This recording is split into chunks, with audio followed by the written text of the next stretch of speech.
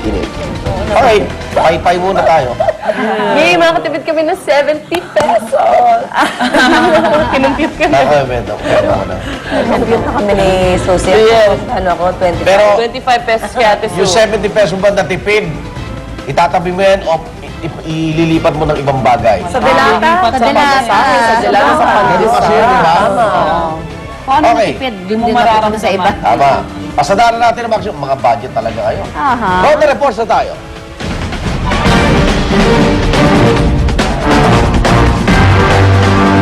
Isang lalaki lumundag sa EDSA mula sa MRT Bendia Station sa Makati. Yan ang road report ni Oscar Oida. Oscar! Kaya sigan, inaalam na ng otoridad ang dahilan kung bakit nagawa ng lalaki, kung bakit niya lumundag mula sa istasyon ng MRT sa may EDSA Buendia, Makati, mag-aalas 9 ng gabi. Kasagsagan naman nakasabuhos ng ulan noon, Igan, nang magulat na lamang mga motorista nang makita nila ang biktima na nakahandusay sa kalsada. Sa dami ng mga bus na dumadaan sa lugar, maswerte pa rin siya at di siya nasagasaan ng mga ito. Yun nga lang, may kataasan ang kanyang ninundugan kung kaya't nagkabali-bali ang kanyang mga buto. Sa ngayon, Igan, under observation sa ospital ang biktima at ligtas na sa nakapamakan. Igan? Maraming salamat, Oscar! Oida. Samantala, tuloy pa rin po ang pagdating ng mga nakikiramay sa pagpanaw ng veteranong aktor na si Paquito Diaz. Mula sa burol ni Paquito Diaz sa Parañaque City, may live report si Micaela Papa. Mika? Rhea, patuloy ang pagdating ng mga nakikiramay sa burol ng yumaong aktor na si Paquito Diaz dito sa La Funeraria Paz sa Manila Memorial Park sa Parañaque. Mga kaanak at kaibigan sa industriya ang nagbigay ng huling respeto sa aktor. Kabilang sa mga bumisita kagabi ay ang action star na si Philip Salvador, ang aktor at board member ng lalawigan ng Quezon na si Gary Estrada at ang basketballista na si Bong Hawkins. Nagpauna naman ng bulaklak sina Senador Jinggoy Estrada, Bong Revilla, Tito Soto at Lito Lapid. Pumanaw si Diaz noong Huwebes dahil sa komplikasyon na dulot ng sakit na pneumonia. Kilala si Diaz sa pagiging kontrabida sa karamihan ng mga pelikula ni Fernando Poe Jr. Mananatiling bukas ang burol sa publiko at sa Huwebes ihahatid sa huling hantungan ang labi ni Diaz dito sa Manila Memorial Park. Yan ang latest mula sa Parañaque. Balik sa Rhea. Alright, maraming salamat, Micaela Papa. Samantala, update naman po tayo sa nangyaring aksidente sa Cannon Road noong linggo at nakaburol na po ang labi ng 5 namatay sa malagim na aksidente na yan. Pawang mga taga Baguio City ang mga biktima na papunta sana sa isang birthday party sa Ilocos nang mangyari po ang aksidente. Alas 6 ng umaga noong linggo nang mahulog sa isang bangin sa Cannon Road, Benguet ang SUV na sinasakyan ng mga biktima. Ayon sa investigasyon, maulan daw ng mga panahong iyon nang mawala ng control ang driver sa pakurba at palusong na bahagi ng kalsada at nahulog sa nasa 200 at 50 talampakang bangin. Kaya naman, nagmistulang pit-pit na lata ang sasakyan. Ayon sa Tuba Police, accident-prone talaga ang lugar. Sa katunayan, 17 aksidente na po ang nangyari sa lugar sa loob lamang ng 5 buwan. Grabe, ano? Oh. Mga pawang taga Baguio yan, so supposedly kabisado nila yung kurba. Pero dahil nga daw madulas yung kalye, konti pa rin talagang ingat dapat. Damihan ng ingat. Oo, sobrang dami sa area na yan. 17 sa 5 months. In 5 months ang aksidente. Oo. Na nangyayari. Parang they need Labing-pito kasi, na. kailangan Labing-pito. nila gumawa na parang rehabilitation dun sa area na yan kung parang ganun karami yung na-accident. Hindi naman pwede takpan dahil ang ganda ng view dun. Oo. Pero siguro mas tibayan yung mga railing dun sa gilid. Wala rin. Wala rin. Sa bagay, kung talaga Depende sa speed. wala. takbo na Nasa driver na talaga. Sa bagay. Sa balitang sports naman, tumulak na papuntang Japan ang Philippine Ascals football team para doon ituloy ang kanilang training. Isang linggo tatagal ang grupo sa Japan at makakalaban nila ang kupunan ng mga universidad doon. Bahagi ito ng kanilang paghahanda sa ikalawang leg ng kanilang pagtutuo sa football team ng Mongolia para sa Asian Football Confederation Challenge Cup. Patuloy pa rin nilang sinasanay ang sarili sa labig habang nakikipagbakbakan naman sa iba't ibang grupo. Kaya naman, may payo sa kanila si Pambansang Kamao at Sarangani Representative Manny Pacquiao na sanay sa pag-iensayo sa malamig na klima.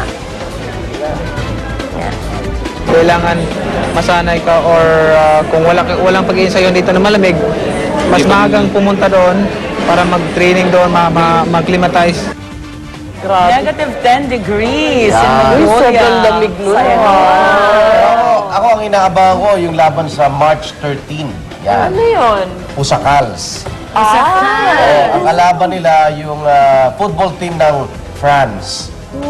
Dito sa New Bilibid Prison. Totoo sila mga bilanggo. Mga dati silang football player na nagkakaso at nakulong. So bumuo sila ng football team sa New Bilibid Prison. Nakabuo sila ng Nakabuo 12 sila. tao. Parang Yes. dumarang 12 ba yun? Pag May mga tinrain din siyempre. Ah, yes, na hindi dating football Ngayon, player. after ng football team ng France, ang next silang laban, pagbalik nitong Ascals. Wow. So, may exhibition sila. Pusakal at Ascals and versus Pusakals. Pusakal. I love it. I Hindi love it. makaka-practice sila sa loob ng May Bilibid football kasi team. malaki yung Ang pwesto. lawak ng lupa sa Bilibid. May swimming pool pa nga. Hindi may tennis pool. Ba doon may tennis court? Oh, may care of Holosus yun eh. Oo, tama. Maganda rin pa ano sa palakasan nila doon. At samantalang di lamang sa ring may humahamon kay pambansang kamao Manny Pacquiao kundi maging sa Twitter. At ang humahamon ang sikat na rapper na si 50 Cent. Steroid Pacquiao. Yan ang bansag ng rapper kay Pacman sa isa niyang tweet. Kaya dapat daw magpa-blood test si Manny para malaman kung hindi gumagamit ng steroid ang boksingero. Yan din ang isyong pilit na kinakabit ng kaibigan ng rapper na si Floyd Mayweather Wala naman. Jr. Sa ngayon, wala pang reaksyon ng kampo ni Manny ukol dito. Huwag Huwag ka na napatulan. pumatol. Salita Huwag din na. ng salita, no? Pati mga kaibigan niya, ayaw naman lumaban. Kaya nga, takot lang. Don't tweet. Oo, delikado yung Twitter na yan ngayon. Talaga. Dami nag-aaway. Oo, oo. Buti na lang wala akong Twitter. Palaway Ako rin, yeah, wala akong Twitter. Eh, wala din akong Twitter. Wala akong Twitter. Wala. Yung sabi mo, can you, can I follow you? Wala po ako noon. Wala akong Twitter. Wala Ayan. kami Twitter. Kaya walang picture ni Pilyang Asban. Ayan. Ay, oo nga. At balitang abroad naman tayo mula sa Hawaii kung saan patuloy ang pag-aalboroto ng Mount Kilauea. Doon, nagbubuga pa rin ng lava ang bulkan matapos ito pumutok. Nagsimulang makitaan ng matinding aktibidad ang bulkan nang gumuhang isa sa mga crater floor nito. At dahil dyan, umagos ang lava mula sa bungangan ng bulkan. Patuloy ang pagragasa ng lava sa mga katabing lugar ng bulkan, kaya isinara na ang campsite at kalsada doon. Ang lakas, oh. Grabe, nakakatakot nga naman. Parang pelikula. Samantala sa Sichuan province naman sa China, pambihira po ang aksidenteng inyong makikita. Nagmala transformer kasi at mistulang tumayo sa gitna ng kalsada ang isang truck. Umangat sa ere ang unang bahagi ng truck. Wala namang nagawa ang truck driver sa nangyaring aksidente. Paliwanag niya, sobrang bigat ng karga nitong bricks at bloke ng semento. Nagkataon pang hindi nabuksan ang harang sa likod ng truck. Kaya naman nang ibabagsak na sana niya ang brakes, nawalan po ng balanse ang buong truck. Sa kabutihang palad, wala namang nasaktan sa insidente. Alam, Pilipinas lang, ha? Oo. Kakatakot talaga tumabi sa mga trucks. Oo, 10-wheeler, mga 10-wheeler, ganyan. At least nalagay niya lahat, di ba? Ginawa pa rin niya yung trabaho niya. Oo. Delivery complete. Walang ka-effort yung driver, di ba? Sa Rio de Janeiro, Brazil, naging makulay naman ang pagdiriwang ng taunang carnival procession. Libo-libong Brazilian nagsuot ng magagalang costumes at pumarada sa kalsada. Libo-libo rin At nagtanda. hindi lang mga matatanda ang pumarada, ha? Dahil maging mga bata at mga aso, ba? Nakasali rin sa selebrasyon. Biyernes pa nagsimula ang kabi-kabilang pagdiriwang doon na magtatapos bukas, Ash Wednesday. Ayun, Ash Wednesday nga pala Oh, bukas. tanong niyo sa Miyerkules. Oh, bukas. Sapatos. Ash Wednesday, tanong niyo sa Miyerkules. Dapat din ako kay Ashwin na pala. Hindi pa tayo. Malapit na. okay. At sa United Kingdom naman nilabas na ang official website ng Royal Wedding ng ang ilang sorry. never before seen photos sa Royal Bride-to-be na si Kate Middleton. Mula sa larawan ni Kate noong bata pa siya hanggang sa naging sa graduation niya sa St. Andrews University sa Scotland. Tampok rin sa naturang biography ang ilang larawan ni Kate at Maganda talaga Prince siya. William. Sa April 29 na po ang inaabangang Wedding of the Year sa Westminster Abbey sa London. Ang ganda kaya niya. Ba, Demi Moore ba? Ganda-ganda Ba, niya. Demi Oo. Moore? Oo. Sino pwede, no? Demi Moore? Oo. Kakategorya talaga siya ni Diana. Gusto ko yung kilay niya. Siya nakakilig pala yung yaya nila. Sinabi ni Prince William, nung 15 years old siya, umalis na yung yaya, when I get married, I will get you. Yun ang sabi ni Prince William dun sa yaya. Tinupad Sa niya. yaya ng Pinay. Talagang tinupad niya, eto, kukunin niya So, talaga. yaya, ang maid of honor. Hindi naman. Hindi naman. Sana maging yaya niya sa pagkanak nila ni Kate Middleton. Pwede, Why not? pwede. Mayordoma. Kasi yung yaya niya, after no, walang trabaho dito kasi iba yung diction. Wow! Nurse. At eto naman maaga nating local showbiz news, ang paglilinaw ng Ascal's heartthrob na si Phil Young husband ukol sa ugnayan nila ni Denise Oka. Kumakalat kasi sa Twitter ang kanilang larawan ng 23-year-old na anak na aktres na si Melissa Mendez.